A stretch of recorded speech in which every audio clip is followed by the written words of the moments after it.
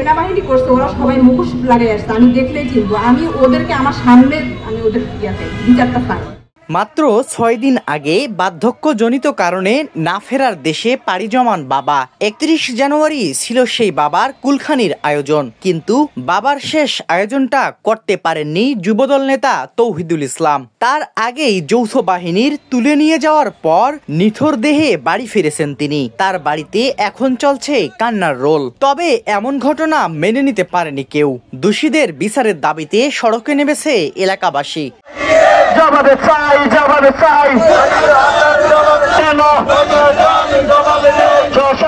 পহেলা জানুয়ারি কুমিল্লা আদর্শ সদর উপজেলার পাঁচথুবি ইউনিয়নের ইটাল্লা গ্রামে দেখা যায় সড়কের উপর অ্যাম্বুলেন্সে তৌহিদুলের নিথর দেহ রেখে মানববন্ধন কর্মসূচি পালন করেন শত শত মানুষ। 4 মেয়েকে নিয়ে কর্মসূচিতে অংশ নেন তৌহিদুলের স্ত্রীও। তারা অ্যাম্বুলেন্সের সামনে দাঁড়িয়ে কান্নায় ভেঙে পড়েন।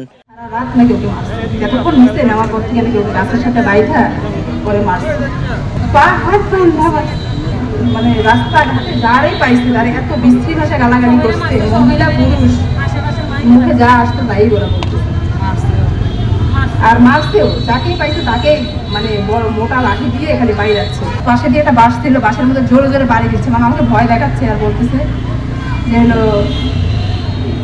তোমরা যদি কাউসারের বউকে না বার করে দাও, তোরা যদি কাউসারের বউকে না বার করে দিস তাহলে তোর জামাইকে থাকবে। এদিন রাতে তৌহিদুলের সাথে নিয়ে যাওয়া হয় লুৎফর রহমান নামে আরেক যুবককে। পরে তাকে সকালে ছেড়ে দেওয়া হলেও রাতভর তৌহিদকে সেনা সদস্যরা মারধর করেছেন বলে দাবি করেন তিনি।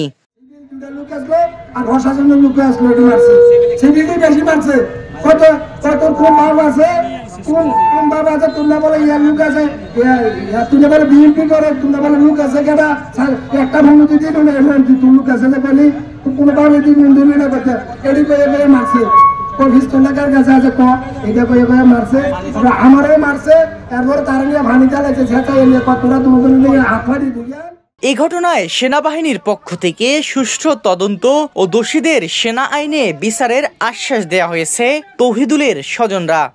আপাতত এই লাশটা নিয়ে আপনারা রাস্তায় না ঘুরে আপনারা দাফনের ব্যবস্থা করেন, জানাজা করেন। আর্মির পক্ষ থেকে আপনাদের সকল ধরনের সহযোগিতা করা হবে।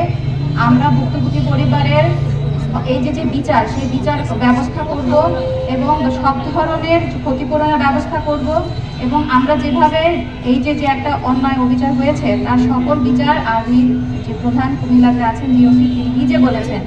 কুমিল্লা আদর্শ সদর উপজেলার পাঁচথুবি ইউনিয়ন যুবদলের আহ্বায়ক ছিলেন তৌহিদুল ইসলাম। তিনি চট্টগ্রাম বন্দরে একটি শিপিং এজেন্ট কোম্পানিতে চাকরি করতেন। 4 ভাই ও 3 বোনের মধ্যে তৌহিদুল তৃতীয়।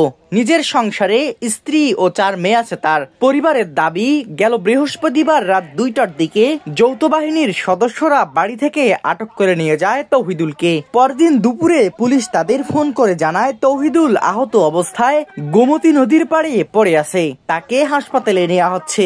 পরে তারা হাসপাতালে গিয়ে দেখেন তৌহিদুল আর নেই।